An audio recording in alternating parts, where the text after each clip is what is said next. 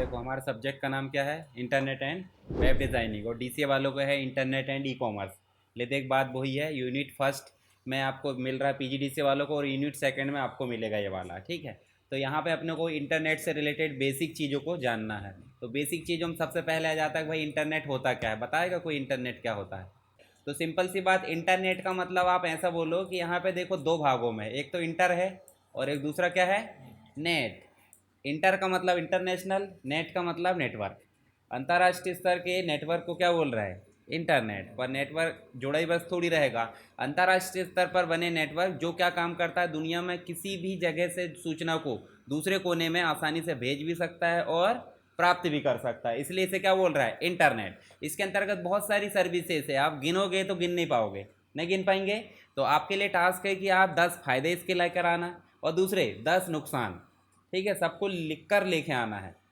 नहीं लाते लिख कर तो ये वीडियो के नीचे भी आप बता सकते हैं, ठीक है, पूरा का पूरा। अब वो जहाँ से देखो, गूगल से देखो, जैसे भी देखो आप, परंतु आपको लिख कर लाना, पता भी तो रहे कि भाई फायदे क्या है, नुकसान क्या है। आप तो अंधाधुंध तरीके से इंटरनेट उपयोग कर रहे हो, घाटा देख ही नहीं रहे हो, तो इसलिए घाटे भी देखते हुए चलना है। तो इंटरनेट हम समझ गए, ठीक है। इंटरनेट, अब इसका एवोल्यूशन और कॉन्सेप्ट देखते हैं। एवोल्यूशन का मतलब हो जाता है कि भाई इसका जन्म कैसे हुआ। सबसे शुरुआत की बात है, आज जो इंटरनेट दिख रहा वैसा नहीं था, ठीक है, क्योंकि कोई भी चीज़ शुरुआत होती है तो एकदम से अभी वर्तमान स्वरूप में नहीं आती। तो शुरुआत की अगर बात करें तो देखो यहाँ पे 1960 की बात कर रहे हैं अपन। अमेरिका जो रक्षा विभाग था उसने अपने डेटा की सुरक्षा के लिए एक पर्सनल नेटवर्क बनाया था, ठीक है, जिसका नाम था क्या, अर्पानेट। मिलिट्री प्रोजेक्ट था ये। उसके बाद धीरे धीरे अपग्रेड हुआ, तो अपग्रेड होते होते 1990 के बाद इसको क्या कर दिया गया, कमर्शियल।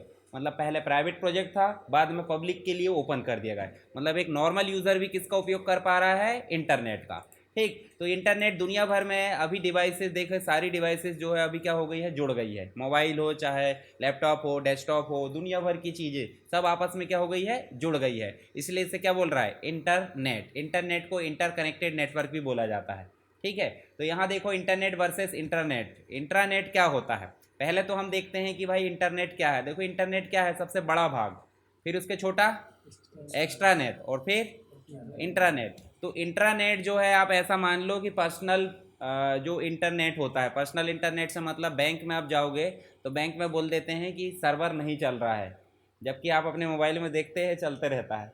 तो इसका मतलब क्या हुआ, उनका अलग है, समझ गए, उनका अलग है मतलब पर्सनल है। तो पर्सनल लीज लाइन तरीके से उसका उपयोग किया जाता है। तो पर्सनल नेटवर्क बोले तो देखो, internet create connection inside organisation, एक कंप्लीट कंपनी या ऑर्गेनाइजेशन, बैंक हो सकता है जो भी। तो कंपनी के इनसाइड में जो इंटरनेट चलता है उसे इंट्रानेट बोल देते हैं, ठीक है। ये भी इसी से कनेक्ट रहता है, परंतु वो आईडी पासवर्ड से प्रोटेक्टेड रहता है। वह जैसे मान लो एटीएम से पैसे देखना है, या फिर एटीएम में अपने को खोलना है, धरना है, जो भी करना है, तो वो कौन करेगा, ऑर्गेनाइजेशन का व्यक्ति, पब्लिक नहीं कर सकती। फिर एक्स्ट्रा नेट की बात करते हैं। Extranet create connection beyond an organisation, एक ऑर्गेनाइजेशन से दूसरी ऑर्गेनाइजेशन को कनेक्ट करता है। मान लो एसबीआई को यस बैंक से कनेक्ट कर दिया, या फिर मान लीजिए यस बैंक को आरबीआई से, तो पूरे बैंकों का नेटवर्क क्या कहलाएगा, एक्स्ट्रा नेट। या फिर हम एक कंपनी को दूसरी ब्रांच से कनेक्ट कर रहे हैं तो क्या कहलाएगा, एक्स्ट्रा नेट। और पूरी दुनिया भर के नेटवर्क को क्या बोलेंगे, समझ गए आप तीनों मंत्र, ठीक है। तो छोटा लेवल इंट्रानेट, इंट्रानेट, एक्स्ट्रानेट और इंटरनेट। तो इंटरनेट जो है पूरा दुनिया भर के, जो अराउंड वर्ल्ड बोल रहा है, मतलब पूरी दुनिया में जितनी भी डिवाइसेस आपस में कनेक्ट है वो क्या कहलाएगी, इंटरनेट कहलाएगी। तो तीनों मंत्र समझ गए, यहाँ दो ही दिया है, इंटरनेट और इंट्रानेट। तो दोनों ये कंप्लीट थ्योरी में आपको मिल जाएगा। फिर उसके बाद देख रहे हैं अपन ग्रोथ। ग्रोथ का मतलब क्या है, 1995 के बाद से, मतलब 90 में तो कमर्शियल प्रोजेक्ट बन चुका था, लगभग 1-2 साल के बाद क्या हो गया, इसको पब्लिकली कर दिया गया अनाउंस। फिर ये VSNL आई थी, देखो अभी चल रहे BSNL है ना, तो ये VSNL आई थी। तो VSNL के द्वारा इंटरनेट सेवा शुरू की गई थी। फिर बाद में देखो आज की डेट में देखे दुनिया भर की सेवाएं आ गई है। जियो भी दे रहा है सेवा इंटरनेट की, एयरटेल भी दे रहा है, ठीक है। आइडिया और जो वोडाफोन है, BSNL है, लगभग 3-4 ही कंपनी बची है। और इंटरनेट बस दे रहा है, तो इंटरनेट में देखोगे आप तो रेल वायर हो गया, ठीक है, रेल वायर भी दे रहा है ना, रेल वायर है, और अन्य कंपनी भी हमको क्या दे रही है, इंटरनेट की सेवा दे रही है। तो जो भी कंपनी इंटरनेट की सेवा देती है उसे हम बोल देते हैं ISP। क्या बोल देते हैं, ISP मतलब इंटरनेट सर्विस प्रोवाइडर, ऐसी कंपनी जो इंटरनेट की सेवा प्रदान करती है। तो भारत में डिजिटल इंडिया इनिशिएटिव से इंटरनेट यूज़र की संख्या काफ़ी तेज़ी से बढ़ गई है। अब मैं क्वेश्चन पूछता हूँ, डिजिटल इंडिया या फिर हम बोले तो जब से सारी चीज़ों को डिजिटलाइज करने की बात हुई है तो वो कब आया था प्रोजेक्ट? मोदी जी ने लॉन्च किए, तो आप ऐसा तो बोल सकते हैं 2014 के बाद आया होगा। क्यों? क्योंकि मोदी जी कब आए हैं? 2014 में, तो उसके बाद आया था। तो कौन से सन में और किस डेट को आया आप मुझे बताएंगे वीडियो के नीचे, और नहीं बताए तो मैं उस यूज़र को ब्लॉक कर दूंगा। ठीक है, तो नीचे बताना है कि डिजिटल इंडिया प्रोजेक्ट कब आया था भारत के अंतर्गत। ठीक है, डेट सहित बताना है, थोड़ा सा डिटेल बता सकते हैं। अब देखो यहाँ पे देखो कनेक्टिविटी मेथड्स की अगर बात करें तो हम इंटरनेट से कैसे कनेक्ट है अभी बताओ। अभी आप पर्सनल देखें तो कैसे कनेक्ट है बताओ, इनमें से बताओ जरा देखें। वायरलेस फोन सिस्टम है आपका, समझ गए? सैटेलाइट आपका नहीं होगा, सैटेलाइट में छतरी लगाना पड़ता है।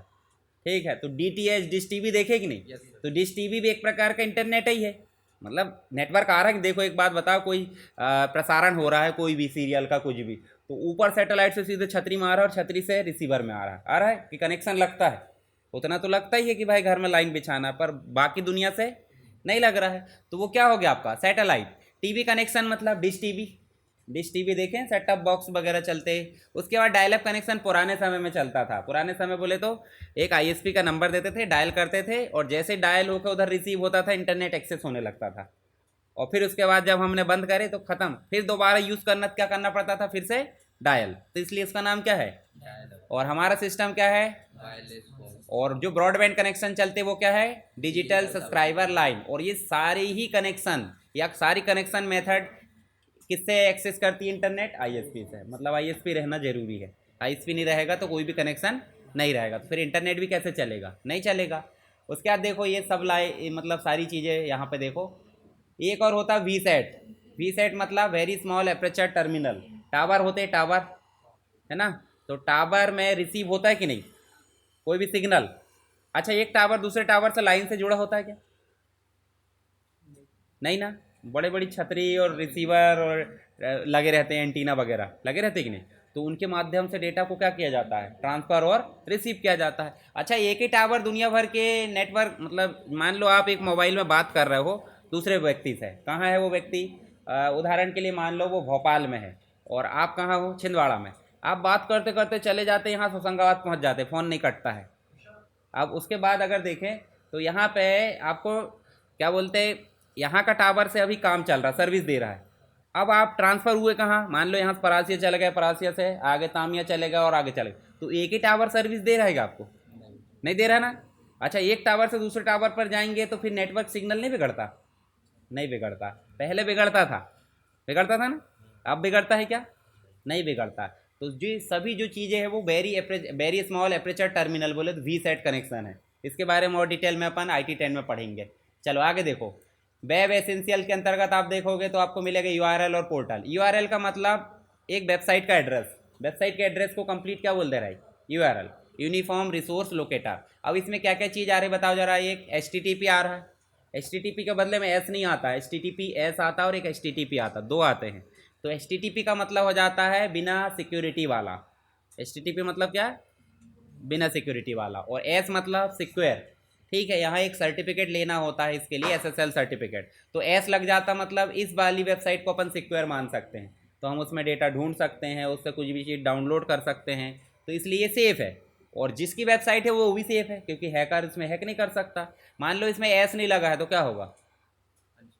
इनसिक्योर है आपके लिए भी और जो वेबसाइट ओनर है उसके लिए भी। ठीक है, अब इससे रिलेटेड एक क्या चलता है आपका, एक वेबसाइट चलती कि नहीं, तो वो क्या कहलाता है? एक प्रकार की वेबसाइट, पर एक ही वेबसाइट में बहुत सारी चीज़ें हो गई। उदाहरण के लिए हम देखें, यहाँ चलें तो यहाँ हमको देखने क्या मिलता है। यहाँ मान लो हम देख लेते हैं MP ऑनलाइन, देखिए सबने है ना, mponline.gov.in। तो GOV मतलब गवर्नमेंट, तो ये MP ऑनलाइन जो है गवर्नमेंट का पोर्टल है। अब पोर्टल क्यों बोल रहा है? तो पोर्टल इसलिए बोल रहा है, जैसे मान लीजिए ये देखो, ये माखन लाल बैठे, माखन लाल दादाजी है ना, इसमें जाओगे तो इसी से रिलेटेड जानकारी मिलेगी। किससे? माखन लाल यूनिवर्सिटी से रिलेटेड। पर यदि हम MP ऑनलाइन में जाएंगे, नेटवर्क थोड़ा स्लो है, देखो खुल रहा होगा, ये देखो ये MP ऑनलाइन खुल गया। अब MP ऑनलाइन में जब गए आप तो किसी विशेष चीज़ से जानकारी नहीं मिलती, यहाँ सब थोक रेट में दुनिया भर की चीज़ मिल जाती। कैसे पता चलेगा? आप नागरिक सेवाओं में जाकर देखोगे तो यहाँ देखो विश्वविद्यालय मिलेंगे, आप स्टेट यूनिवर्सिटी ले लो या सेंट्रल यूनिवर्सिटी ले लो, सबकी जानकारी या काम कहाँ हो जाता है आपका, विश्वविद्यालय के अंतर्गत। बिल भुगतान करना है, टेलीफोन हो या फिर बिजली बिल हो या नल का जो भी हो, बैंकिंग सेवा यहाँ मिल जाती है। कोई सर्टिफिकेट लेना है आपको, दान देना है मंदिरों में, बड़े बड़े मंदिर होते हैं कि नहीं, जैसे राम मंदिर के लिए, जैसे भी काउंसलिंग करना, काउंसलिंग होती है बीएड डीएड की। इसके अलावा आप देखोगे तो ऑनलाइन भर्ती के लिए आवेदन करना है, आरक्षण है, आप सीएससी वाली सुविधा, कॉमन सर्विस सेंटर, ठीक। तो ये सारी सुविधाएं कहाँ मिल रही है आपको, एमपी ऑनलाइन में। देखो किसी विशेष विश्वविद्यालय से रिलेटेड नहीं है ये, देखो छिंदवाड़ा यूनिवर्सिटी देखोगे तो सीयूसी दिख रहा है, ठीक। इसके अलावा आपका डॉक्टर हरि सिंह गौर देखोगे, डॉक्टर हरि सिंह गौर भी यहाँ दिख जाएगा, दिख रहा है कहीं, देखो जरा,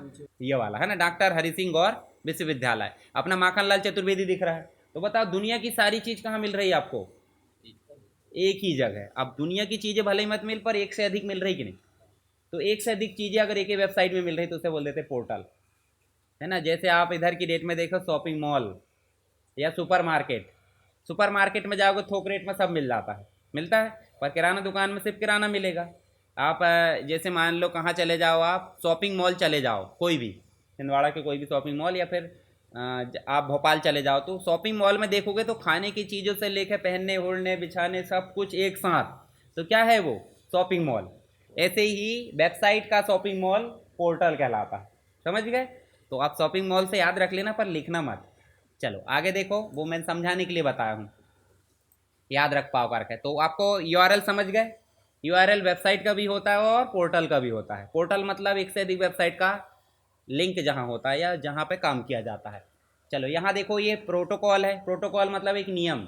आप जैसे मैं बोल रहा हूँ आपसे, तो एक नियम होता है कि नहीं, बोलने का नियम, पढ़ाने का भी नियम, खाने का भी, रोड पे चलने का, ऐसे इंटरनेट में काम करने का नियम। तो डेटा और सूचनाओं को एक जगह दूसरी जगह भेजने के लिए एक नियम होता है, HTTP, hyper text transfer protocol.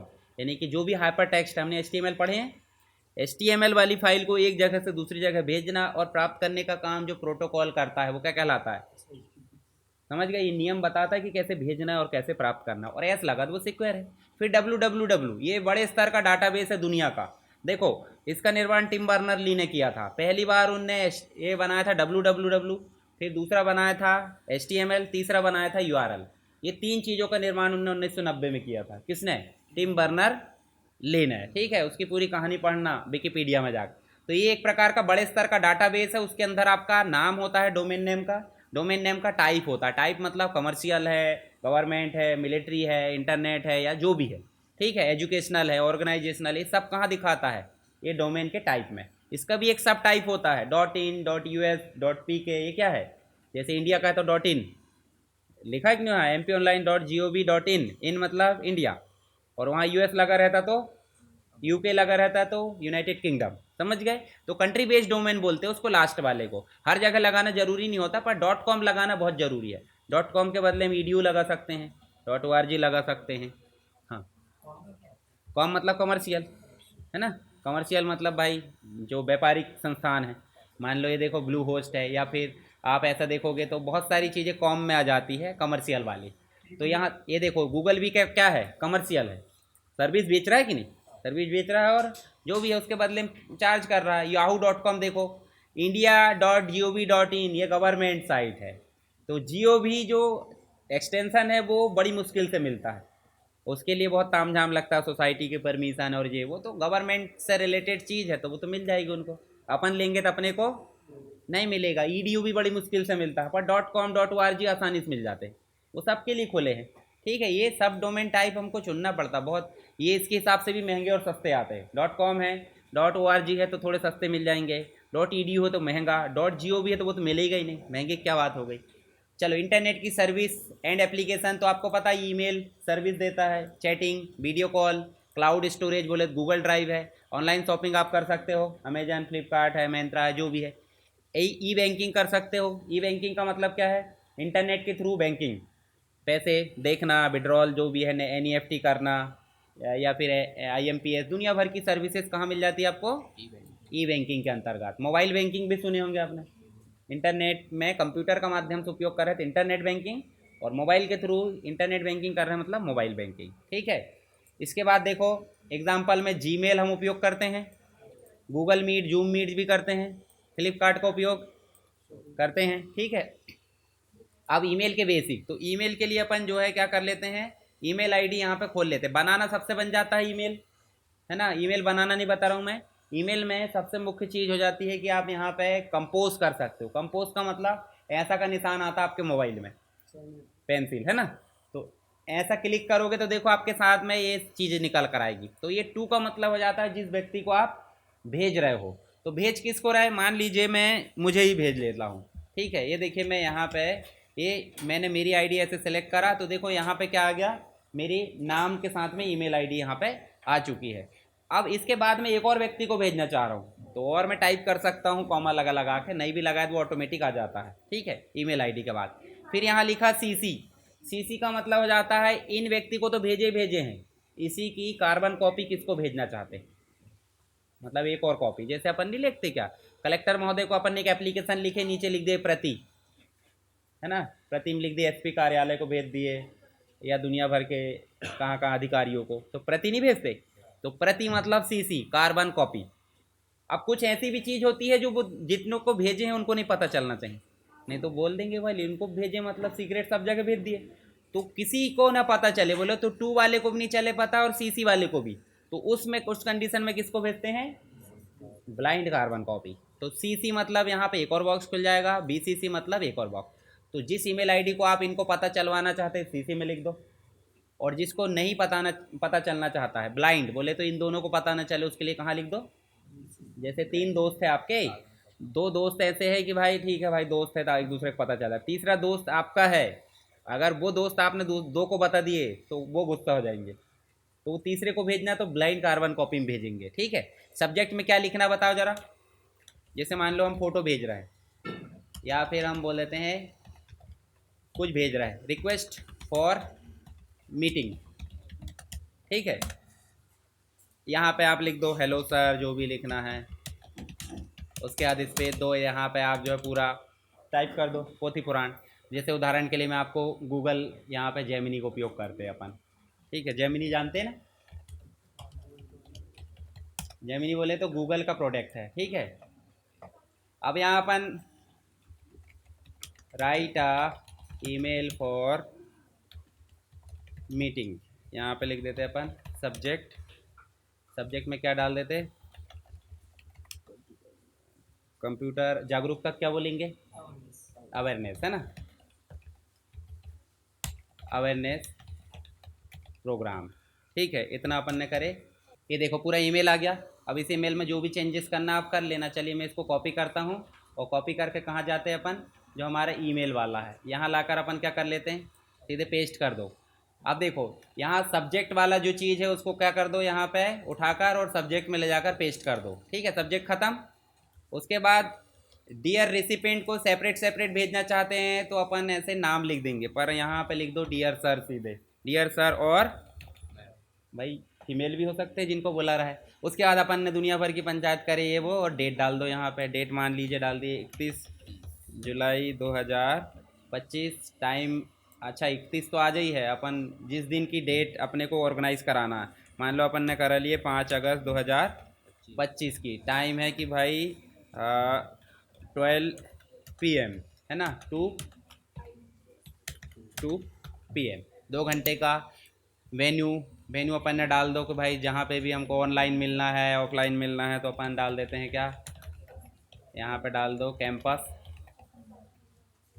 Campus Satpura law college Chhindwara MP, जो भी है आप ऐसा इस हिसाब से डाल सकते हैं। ये अपन ने डाल दिए। उसके बाद देखो और क्या लिखा है, चलो ये बोल रहा है कि भाई फाइनल करने के लिए हमें सूचित करें, तब तो मतलब बाकी चीज़ होगी, तो इसको अपन जो है इसको हटा दो। We look forward your participation and productive session, best regard. अब आपका नाम लिख दो। चलिए मैं मेरा नाम लिख देता हूँ, और उसके बाद यहाँ पे मेरी जानकारी जो भी भरना है, वेबसाइट भरना है, तो उसके बाद ऐसा लिख सकते हैं, ठीक है। ये मैंने लिखा, और इतना लिखने के बाद अगर मैं कुछ चीज़ें अटैच करना चाहता हूँ तो मैं करूँगा यहाँ पे क्लिप का उपयोग, ठीक है। क्लिप का आइकॉन है इस पर। अच्छा क्लिप में तो हाइपर लिंक होता है, यहाँ पे ये क्लिप का है, ये देखो ये हाइपर लिंक का है और ये क्लिप है। तो क्लिप में जाएंगे और यहाँ पे हम अटैच कर देंगे। उदाहरण के लिए हम कुछ भी अटैच कर लेते हैं, एक आध चीज़ें। चलो ये कीबोर्ड, ये वाला CPU का ऐसे ओपन करते ये CPU देखो अटैच हो चुका है। और कुछ अटैच करना कर दो, गूगल ड्राइव से अटैच करना तो गूगल ड्राइव पे आइकॉन पे क्लिक कर दो। गूगल ड्राइव क्या है पता ना, आपके गूगल ड्राइव में जो चीज़ रखी है उसको अटैच करना बिना यहाँ पे लोड आए। जबकि यहाँ 86 KB दिख रहा ना, गूगल ड्राइव में जो स्पेस है वो ऑटोमेटिक लिंक आ जाएगी, फिर एक्सेस कर लेगा वो। पर उसके लिए लिंक की परमिशन होना चाहिए। पता चल रहा है गूगल ड्राइव पे जो चीज़ रखी है सामने वाला खोल रहा है तो उसको खुल नहीं रही, आपके पास रिक्वेस्ट आएगी फिर कि कोई व्यक्ति आपकी जो चीज़ है उसको ओपन करना चाह रहा, तो आप उसको एनी वन कर देना। एनी वन अपन बाद में देखेंगे गूगल ड्राइव के उसमें प्रैक्टिकल। पिक्चर डायरेक्ट लाना चाहते हैं, डिजिटल सिग्नेचर लाना चाहते हैं। डिजिटल सिग्नेचर का मतलब ये हो जाता है कि जो आपने भेजे हो तो जो आईडी है उससे ये पता नहीं चल रहा है किसने भेजा। तो आप चाहते हो कि डिजिटल सिग्नेचर में बाकायदा नाम आए, आपका पोजीशन आए, दुनिया भर की चीज़, तो उसके लिए यहाँ पे सिग्नेचर ऐड कर सकते हो। ठीक है, फॉर्मेटिंग वगैरह कर सकते हो। साथ ही कुछ ऑप्शन और हमारे काम के नहीं। यहाँ पे देखो सेंड के बदले में लिखा है शेड्यूल सेंड। बोले तो आज सेंड नहीं करना है, कल सेंड होना चाहिए, तो उसके लिए शेड्यूल सेंड में जाओ, टुमारो में कर दो। ठीक है, टुमारो देखो ऑटोमेटिक अपन ने क्लिक करे चला गया। पर वो कस्टमाइज देखो, ये शेड्यूल में जाओगे तो फिर से आप उसको क्या कर सकते हो, कस्टमाइज़ कर सकते हो। जैसे मान लो कैंसिल सेंड कर दो या फिर उसको चेंज करना चाहते हैं तो सारी चीज़ें आप मैनेज कर सकते हैं। देखो ये मेल दिख रहा है, इसको अभी कैंसिल करो। ठीक है, कैंसिल कर दिया अपन ने, हमारा जो चीज़ है फिर से आ गई। अब यहाँ शेड्यूल में जाओगे, देखो पिक डेट, ये तो दिया है ऑटोमेटिक। आप चाहते हो अपने हिसाब से पिक डेट अपने हिसाब से आप चेंज कर दो और यहाँ पे कर सकते हो। और नहीं भेजना है, गलती से लिख लिए हैं तो इतना बड़ा ईमेल गलती से तो लिखोगे नहीं, नहीं ना, तो डिलीट करने का कोई सवाल ही नहीं है, सेंड कर दो डायरेक्ट। ठीक है, तो मैं अभी कर देता हूँ डायरेक्ट सेंड। अब जैसे ही मैंने सेंड करा तो वो सेंड वाला आइटम जो है कहाँ चला गया, आपको 5 सेकंड तक यहाँ अंडू लिखा आता है। क्यों? क्योंकि हाँ 5 ही सेकंड बस, और 5 सेकंड के बाद तो गया। पहले अंडू नहीं आता था, अभी अंडू आने लगा है। तो सेंट में जाओगे, देखो अभी अभी हमने जो ईमेल भेजे हैं उसका डिटेल आप देख सकते हैं ऐसे ओपन करके। ठीक है, कब भेजे हैं, देखो 12:48 में भेजे हैं ना, यहाँ पे जाओगे तो सारी डिटेल देख सकते हो। देखो ये, इसके अलावा ड्राफ्ट में जाओगे तो सेव वाली ईमेल मिलेंगे जो भेजने से रह गए हैं। और ज़्यादा बड़ा आइटम भेज रहा है आप इसमें तो यहाँ आउटबॉक्स रहता है, यहाँ पे नहीं दिख रहा होगा, आपके मोबाइल में रहता है। स्नूज का मतलब क्या हो जाता है, हाँ बाद में भेज रहे हैं उसके लिए ईमेल, वो अपने अलार्म में देखे होंगे। ये इंपॉर्टेंट क्या है ज़रा बताओ। देखो इनबॉक्स, मान लीजिए इनबॉक्स में कोई चीज़ आई है, जैसे ये देखो यहाँ पे देखो स्टार्ट होता है और एक एक रहता है आपका इम्पोर्टेंट। तो अगर स्टार कर देंगे तो स्टार वाली जो चीज़ है देखो यहाँ पे स्टार में चली जाएगी। देखो यहाँ स्टार दिख रहा है कि ये दिख रहा है, यहाँ पे जाओगे देखो स्टार दिख रहा होगा।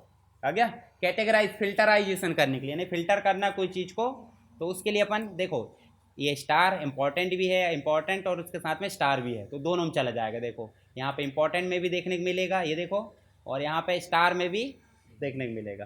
तो जैसे टोकना भर ईमेल आते ही कि नहीं, देखो ये आता ही है, तो इसमें सबरे इंपॉर्टेंट रहते हैं। तो जो इंपॉर्टेंट है उसके सामने क्या लगा दो, या तो इंपॉर्टेंट लगा दो या तो स्टार लगा दो, तो वो कहाँ चले जाएंगे, ऑटोमेटिक यहाँ चले जाएंगे, या तो स्टार में या तो इंपॉर्टेंट में। ठीक है, और जितने भी मेल डिलीट हुए वाले रहते हैं वो कहाँ चले जाते हैं, आपके ट्रेस में। ट्रेस में जाएंगे तो यहाँ खाली मिल रहा है, चलो एक आध दो डिलीट करके देखते हैं। यहाँ जैसे मान लीजिए देखो अपन ने 3 सेलेक्ट करे यहाँ, और यहाँ से ले जाकर डिलीट कर दो, तो देखो यहाँ पे आपके ट्रेस में चले जाएंगे। ट्रेस में गए, कहाँ गया ट्रेस, ये आ गया, यहाँ देखो ईमेल आ गए। अब इससे हटाना तो एम्प्टी रिसाइकल बिन या ट्रेस कर दो। ट्रेस मतलब रिसाइकल बिन, ये देखो 30 दिन में खुद ब खुद हट जाते हैं, हालांकि वो अगर नहीं करते कुछ तो। इसके बाद देखो आपके पास में कुछ अलग से लेबल भी बना सकते हैं आप। जैसे मान लो ये लेबल आपको पसंद नहीं, देखो यहाँ पे पर्सनल अलग अलग बना दिए ना अपन ने। अब उदाहरण के लिए हम इनबॉक्स में गए और ये वाला ईमेल को मान लो अपन ने ये गूगल वाला ईमेल, गूगल वाले ईमेल को सेलेक्ट करें। देखो यहाँ ऑप्शन आता होगा, ये देखो ये मूव टू आ रहा है। मूव टू में जाओगे देखो आपके फोल्डर के नाम आएंगे, देखो आ रहा है, ये देखो नीचे बने जो आ रहा है कि नहीं आ रहा है, देखो फोटो है, पर्सनल है। मान लो ये इसको पर्सनल में कर देते हैं तो वो कहाँ चला गया आपका, पर्सनल में। पर्सनल में जाके देखोगे, देखो यहाँ कैटेगराइज हो गया।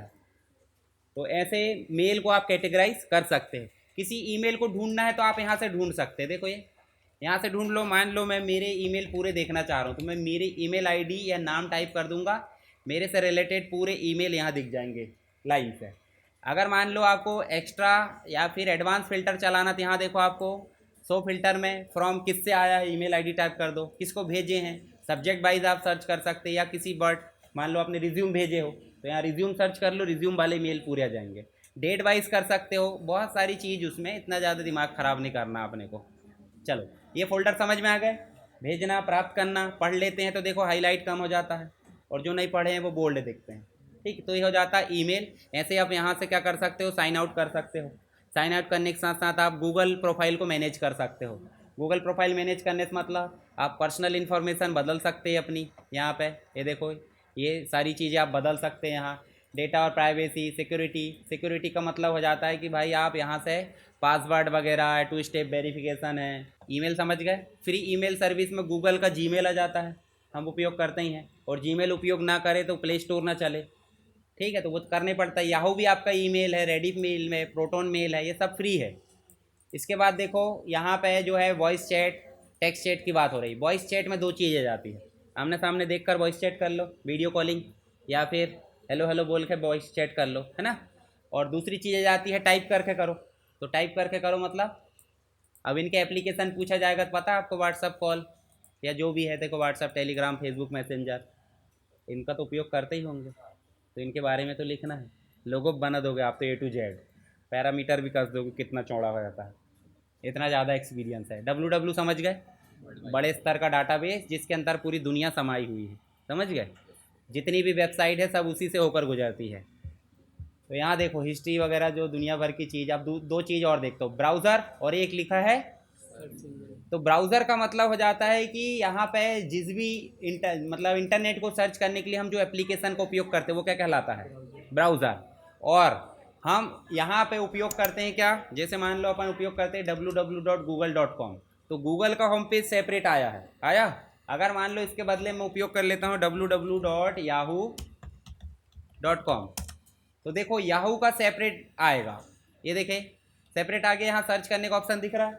इसके अलावा आप देखोगे तो www.wikipedia.com, wikipedia.org है ना, .org कर लेते हैं, हिंदी इंग्लिश दोनों में रहता है।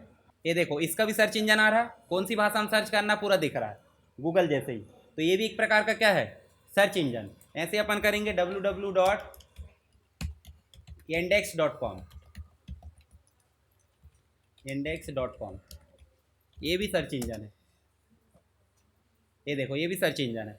तो सर्च इंजन का मतलब हो जाता है एक प्रकार की वेबसाइट ही जो क्या करती है, ब्राउज़र पर रिजल्ट शो करने के लिए काम करती है, मीडिएटर बोल दो। तो ब्राउज़र तो एक हो गया, वेब पेज को शो कराता है, पर वेब पेज कब शो होगा, आना चाहिए।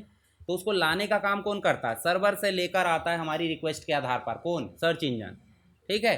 तो सर्च इंजन यहाँ ये भी बहुत काम करता है। जैसे मान लो हम यहाँ टाइप कर लेते हैं ग्राफिक डिज़ाइन,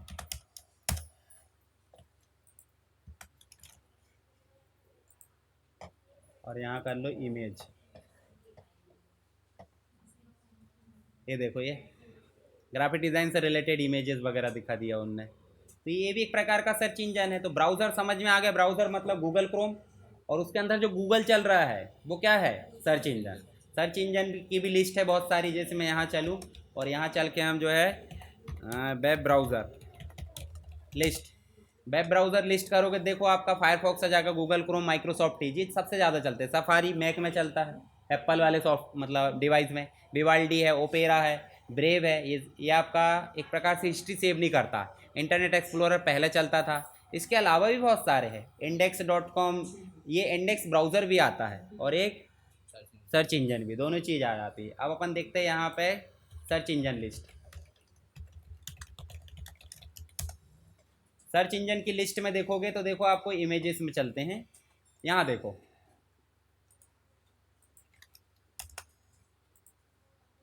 ये देखो गूगल है आपका सर्च इंजन, बिंग है, बिंग माइक्रोसॉफ्ट का, वाइडू है, ask.com, index, Yahoo, DuckDuckGo, AOL, इकोसिया है। ये देखो सब क्या है, ये सर्च इंजन। अगर आपसे डिफरेंस पूछा जाए तो इनके नाम याद रख लेना कि भाई सर्च इंजन और ब्राउज़र में अंतर पता होना चाहिए। पता चल रहा है फायरफॉक्स को सर्च इंजन बोल दिए, क्यों नहीं होगा, अभी दिखाएं खोल के। नहीं तो आपकी पहुंच में नहीं है ना, वो अपनी पहुंच सीमित है। अभी मैंने क्या बताया आपको, सब ओपन करके दिखाया ना, ओपन करा मतलब यूज़ करा हूँगा मैंने, है ना। तो ये इंडेक्स, ये देखो ये बिंग अपन यूज़ करते हैं, बिंग भी देख लो माइक्रोसॉफ्ट का है, www.bing.com। ये देखो ये माइक्रोसॉफ्ट का है। यहीं पे आप जैसे कोपायलट का उपयोग कर सकते हैं डायरेक्टली, बिना किसी एप्लीकेशन की सहायता से। तो ये कोपायलट इसी का फ्री वर्जन है। तो बिंग देखो, आप हिंदी में ढूंढना चाहते हैं, इंग्लिश में ढूंढना चाहते हैं, मान लो अपन कंप्यूटर सर्च करना चाहते हैं, तो देखो कंप्यूटर के बारे में डिटेल यहाँ पर सारी चीज़ें ढूंढ लेगा वो। इसके अंदर भी सारी चीज़ देखो, इमेज है, वीडियोज़ है, टूल भी दिया है बड़ा छोटा। तो बिंग माइक्रोसॉफ्ट का है। अब बता, माइक्रोसॉफ्ट का विंडोज़ उपयोग कर रहा है, माइक्रोसॉफ्ट का ऑफिस उपयोग कर रहा है, तो माइक्रोसॉफ्ट का ब्राउज़र उपयोग क्यों नहीं कर रहा है, सर्च इंजन क्यों नहीं कर रहा है, हैं गूगल के पीछे क्यों भाग रहा है? क्योंकि आपको पता ही नहीं है वो चीज़। आपने क्या करे, एंड्रॉयड लिए, आपको सामने मिल गया गूगल, तो क्या करे, बस गूगल गूगल गूगल। तो गूगल आप सबसे शुरू में पूछता गूगल क्या है, तो वो भी नहीं बता पाते गूगल क्या है, नहीं बता पाते। जिससे हम जानकारी ढूंढते हैं तो बता सकते, परंतु गूगल है क्या, सर्च इंजन है। ठीक है, सर्च इंजन का मतलब एक ऐसी वेबसाइट या ऐसा प्लेटफॉर्म जिसकी सहायता से हम ब्राउज़र पर जानकारी को ला पाते हैं, मीडिएटर। अगर आपको बोला जाए, ब्राउज़र को बोला जाए जानकारी ढूंढने का, तो वो ढूंढ पाएगा क्या? मीडिएटर रहना चाहिए, हर चीज़ के लिए मीडिएटर है। मान लो आप शॉपिंग मॉल में जाते कुछ खरीदने के लिए, ले लिए, पर शॉपिंग मॉल में भी कहीं से कोई चीज़ आ रही कि नहीं, ट्रांसपोर्टेशन से। तो ट्रांसपोर्टेशन क्या है, वो सर्च इंजन है, ढूंढ कर उधर से लेकर आ रहा, लो भाई इतनी डिलीवरी करो। तो ये चीज़ देखने। और अच्छा, वो search engine, transportation search engine है, तो कैसे काम करेगा वो, शॉपिंग मॉल में जो चीज़ नहीं होगा उसी को लेकर आएगा, ऑर्डर किया जाएगा ना कि कुछ भी ला लेगा। ऐसे ही हम जो चीज़ सर्च करेंगे वही ला कर देगा ना कि कुछ भी ला लेता। कुछ कुछ रिजल्ट आपके अनावश्यक आ जाते हैं, पर रेगुलर देखा जाए 3-4 लिस्ट तक तो सबसे सही रिजल्ट आते हैं, फिर बात के तो अनावश्यक आने लगते हैं। ठीक है, चलो आगे चलो।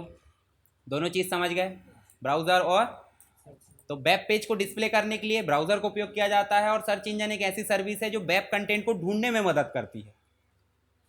वो सिर्फ डिस्प्ले करता है ब्राउज़र, और ये क्या करेगी, ढूंढने में मदद करेगी। तो इनकी लिस्ट भी दी है, देखो Google Chrome, Mozilla Firefox, Bing है, गूगल याहू है, index.com, दुनिया भर की चीज़ आप देखने को मिलेगी। कीवर्ड के साथ भी उपयोग कर सकते हैं, डबल कोट में सर्च करोगे तो वही रिजल्ट आएगा जो आपने सर्च करे, तो ये देखने को मिल जाएगा। एंड और फॉर्मूला भी लगा सकते हैं आप यहाँ पे कीवर्ड। HTTP समझ गए आप, URL समझ गए। वेब सर्वर होता है। अच्छा, वेब सर्वर बताओ, इंटरनेट में जो जानकारी हम देख रहे हैं वो सारी जानकारी कहीं ना कहीं रखी है, तो जहाँ रखी है उसे बोल देंगे वेब सर्वर। और हम कौन है, क्लाइंट, मतलब हम सर्च करने के लिए कर रहे हैं काम। ऐसे ही प्रोटोकॉल बताया था मैंने, इंटरनेट में काम करने के लिए हर चीज़ के लिए एक नियम लगता है, उस नियम के कलेक्शन को हम क्या बोल देते हैं, प्रोटोकॉल। तो प्रोटोकॉल HTTP होता है, HTTPS है, FTP file transfer protocol. Internet से कोई चीज़ डाउनलोड करना है या फिर अपलोड, अब डेली बेस पर करते ही कि नहीं करते, तो उसके लिए क्या उपयोग होता है, FTP।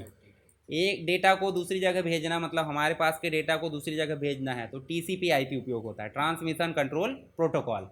ऐसी नेटवर्क लेयर होती है, तो नियम होता है कि नहीं कि भाई, जैसे मान लो हम ट्रैफिक लाइट या दुनिया भर की चीज़ों को उपयोग करके एक जगह दूसरी जगह जाते हैं, तो वो क्या है आपका नियम।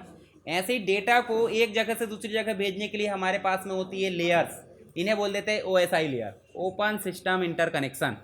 अब ये लेयर आपके पास है, मान लो देखो आपने MS वर्ड में एक फाइल बनाए, भेजना इसलिए MS वर्ड में फाइल बनाए, फिर उसके बाद प्रेजेंट यहाँ पे धीरे धीरे करके आप ऐसे करके क्या करें, देखो सेशन लेयर सॉकेट में बनाए उसको, फिर TCP UDP के माध्यम से पैकेट बनाए, फिर इंटरनेट वाईफाई के माध्यम से एक जगह से दूसरी जगह भेज दिए। अब सामने वाला उसको MS वर्ड में देखेगा ना, तो वो कैसे देखेगा, वो डायरेक्ट नहीं देखेगा, उसके पास जैसे ही लाइन के माध्यम से जाएगा तो फिर ऐसे सिस्टम चलेगा। आया है, फिर वो कैसे होगा, वाईफाई इंटरनेट के माध्यम से पैकेट खुलेगा, फिर ओपन होते होते होते यहाँ एप्लीकेशन दिखेगा, समझ गए। तो हमारे पास से जब डेटा जाएगा तो वो इन लेयर से होकर ऐसे जाकर फिजिकल लाइन में जाएगा, दिख रहा है फिजिकल लेयर, और उधर खुलेगा तो फिर फिजिकल लेयर से खुलते खुलते एप्लीकेशन लेयर तक जाएगा। ठीक है, तो ये 3 जो लेयर है वो कहलाती है सॉफ्टवेयर बेस्ड, और ये 3 जो लेयर है वो क्या कहलाती है, हार्डवेयर बेस्ड। और दोनों के मध्य कनेक्शन कौन करता है, तो इसे हार्ट, OSI मॉडल का हार्ट बोला जाता है, हृदय, दोनों के बीच में कम्युनिकेशन करने के लिए काम करती है। ठीक है, इसको ज़्यादा डिटेल में अभी इसलिए नहीं बता रहे क्योंकि नेटवर्किंग के अंतर्गत है ये, आपको ज़्यादा बताऊंगा तो आपका दिमाग वैसे ख़राब हो जाएगा। अभी ऐसा सोचो कि एक नियम होता है कि नहीं, कोई भी काम करने का, घर में कोई कार्यक्रम भी है तो नियम से होता है, पूजा हो रही है, फिर गृह प्रवेश हो रहा है तो नियम से होता है कि नहीं, तो कौन सी चीज़ कब की जाएगी, नियम है। ऐसे ही डेटा कैसे भेजा जाएगा उसके लिए नियम है, उस नियम के कलेक्शन को बोल रहा है OSI मॉडल। ठीक है, ऐसे ही TCP मॉडल भी रहता है, इसमें 7 लेयर होती है, 7 भागों से गुजरना पड़ता है। अब ऐसी कोई पूजा बताओ जिसमें 7 स्टेप होती होगी, ऐसी कोई पूजा बताओ जिसमें 5 स्टेप होती होगी, समझ गया ना। तो हर एक चीज़ की अलग अलग होती है, तो यहाँ पे इसके अंतर्गत 5 ही स्टेप होती है, यहाँ पे 7 लेयर है, यहाँ पे 5 लेयर है। चलो आगे देखो, कुछ फ़ायदे नुकसान पूछा गया है इंटरनेट के, तो भाई सिंपल सी बात, आप फ़ायदा बताओगे इंटरनेट के 10 और नुकसान बताओगे 10।